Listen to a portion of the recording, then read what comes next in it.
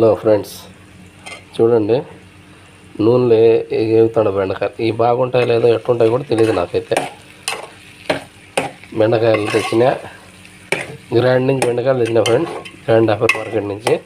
ఇది ఎట్లా తయారు తెలియక ఈ బంక పోతున్నారు. వేరే వాళ్ళని అడిగితే నూనె వేయండి అన్నాడు.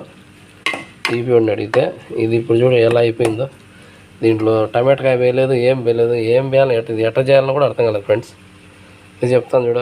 ఇంటికాడ ఉన్నప్పుడు వాళ్ళు చేసి పెడతా అంటే బాగా బెండకాయల పులిహోర, బెండకాయలు అది ఇది బెండకాయల కూర అంతా తింటాను ఫ్రెండ్. ఇక్కడికి వచ్చి అమ్మ దీని అమ్మ ఎట్ అయిపోయింది ఇది, దీన్ని ఎడ చేయాల్సిందో అర్థం కావట్లేదు.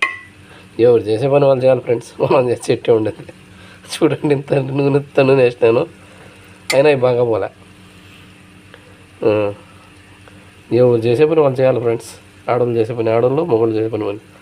చూడండి ఎట్లా ఉంది, ఎట్లా అయిపోయింది ఇది. అంత నూనె అయిపోయింది. ఎట్లా ఉంటుందో కూడా తెలియదు తింటే.